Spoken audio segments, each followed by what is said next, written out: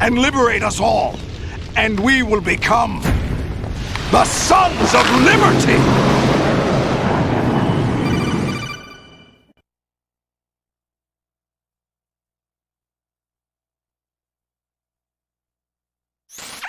Raiden, are you receiving?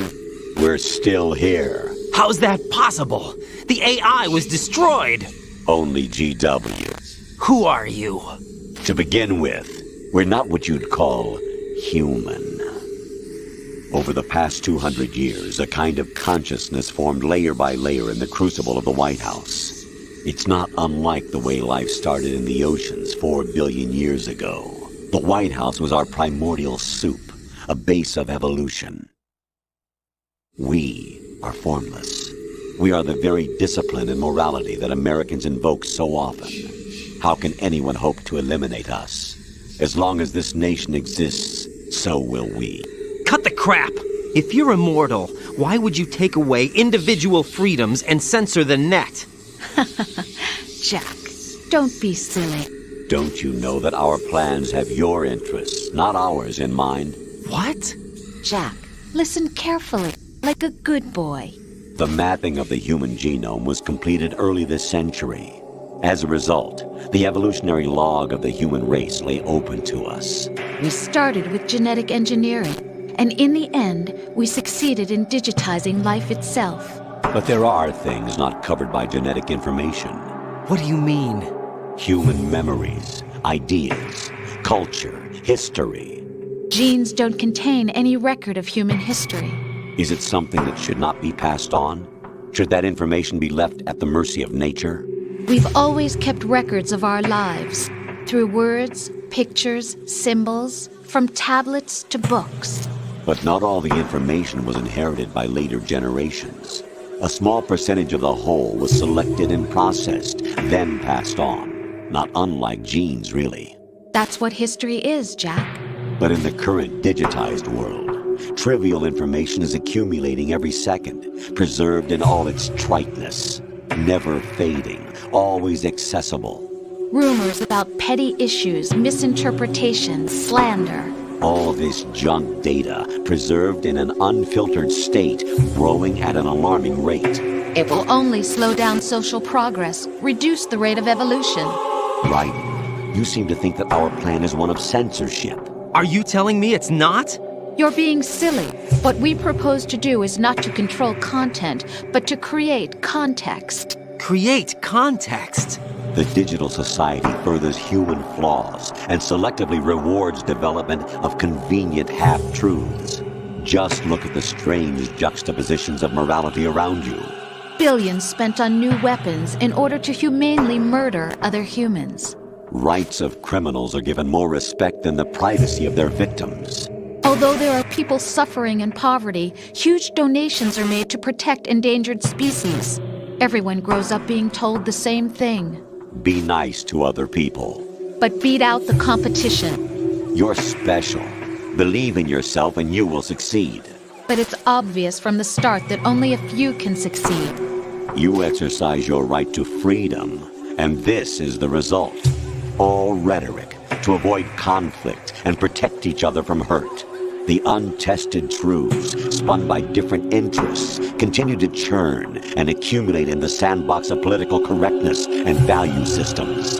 Everyone withdraws into their own small gated community, afraid of a larger forum. They stay inside their little ponds, leaking whatever truth suits them into the growing cesspool of society at large. The different cardinal truths neither clash nor mesh. No one is invalidated, but nobody is right. Not even natural selection can take place here. The world is being engulfed in truth. And this is the way the world ends, not with a bang, but a whimper. We're trying to stop that from happening. It's our responsibility as rulers. Just as in genetics, unnecessary information and memory must be filtered out to stimulate the evolution of the species. And you think you're qualified to decide what's necessary and not? Absolutely. Who else could wade through the sea of garbage you people produce, retrieve valuable truths, and even interpret their meaning for later generations? That's what it means to create context. I'll decide for myself what to believe and what to pass on. But is that even your own idea? Or something Snake told you. That's the proof of your incompetence right there. You lack the qualifications to exercise free will. That's not true. I have the right. Does something like a self exist inside of you? That which you call self serves as nothing more than a mask to cover your own being. In this era of ready-made truths, self is just something used to preserve those positive emotions that you occasionally feel. Another possibility is that self is a concept you conveniently borrowed under the logic that would endow you with some sense of strength. That's crap! Is it? Would you prefer that someone else tell you? All right then. Explain it to him. Jack, you're simply the best, and you got there all by yourself. Oh, what happened? Do you feel lost? Why not try a bit of soul searching? Don't think you'll find anything, though. Ironic that although self is something that you yourself fashioned, every time something goes wrong, you turn around and place the blame on something else. It's not my fault. It's not your fault. In denial, you simply resort to looking for another, more convenient truth in order to make yourself feel better. Leaving behind in an instant the so-called truth you once embraced. Should someone like that be able to decide what is truth? Should someone like you even have the right to decide? You've done nothing but abuse your freedom. You don't deserve to be free. We're not the ones smothering the world. You are. The individual is supposed to be weak, but far from powerless. A single person has the potential to ruin the world. And the age of digitized communication has given even more power to the individual. Too much power for an immature species. Building a legacy involves figuring out what is wanted and what needs to be done for that goal. All this you used to struggle with. Now we think for you. We are your guardians, after all. You want to control human thought? Human behavior? Of course. Anything can be quantified nowadays. That's what this exercise was designed to prove. You fell in love with me just as you were meant to, after all. Isn't that right, Jack? Ocelot was not told the whole truth, to say the least. We rule an entire nation. Of what interest would a single soldier, no matter how able, be to us? The S3 plan does not stand for solid snake simulation. What it does stand for is selection for societal sanity. The S3 is a system for controlling human will and consciousness.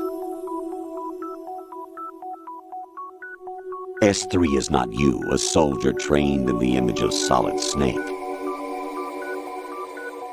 It is a method, a protocol that created a circumstance that made you what you are. So you see, we're the S3, not you.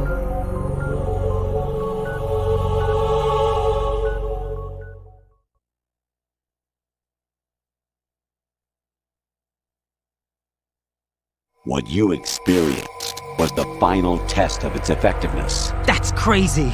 You heard what President Johnson said. The Arsenal's GW system is the key to their supremacy. The objective of this exercise was to establish such a method.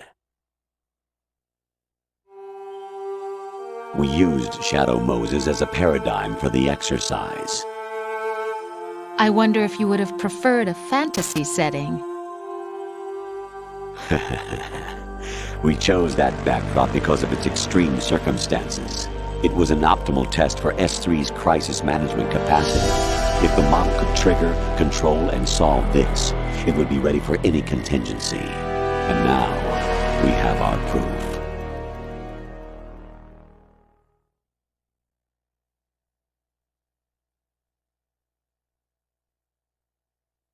Raiden, there are also reasons behind your selection.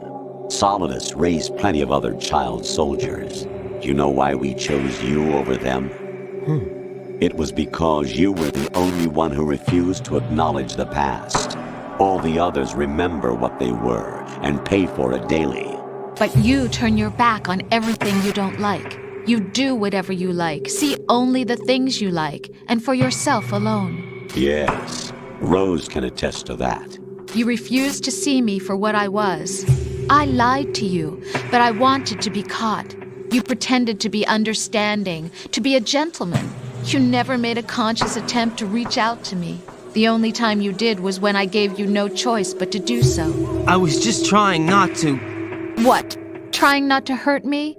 Dear, the one you were trying not to hurt was yourself. Avoiding the truth under the guise of kindness is all that you did. It occurred to you to do nothing but look out for yourself. Even if you claim that it was for my sake, that feeling was nowhere to be seen. In the end, everything was for your sake. I was never part of the picture. Exactly right. So you see, you're a perfect representative of the masses we need to protect. This is why we chose you. You accepted the fiction we've provided, obeyed our orders, and did everything you were told to. The exercise is a resounding success. Didn't I tell you that GW was still incomplete? But not anymore, thanks to you. Your persona, experiences, triumphs, and defeats are nothing but byproducts. The real objective was ensuring that we could generate and manipulate them. It's taken a lot of time and money, but it was well worth it considering the results.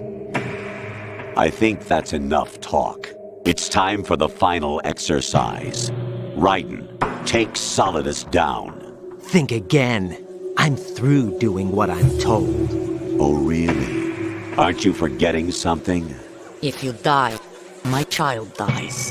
The termination of vital signals from your nanomachines means the death of Olga's child.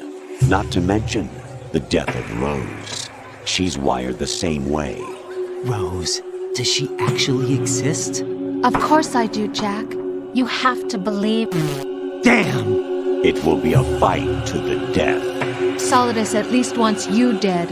We will collect the necessary data from this last fight. Then we'll consider the exercise closed.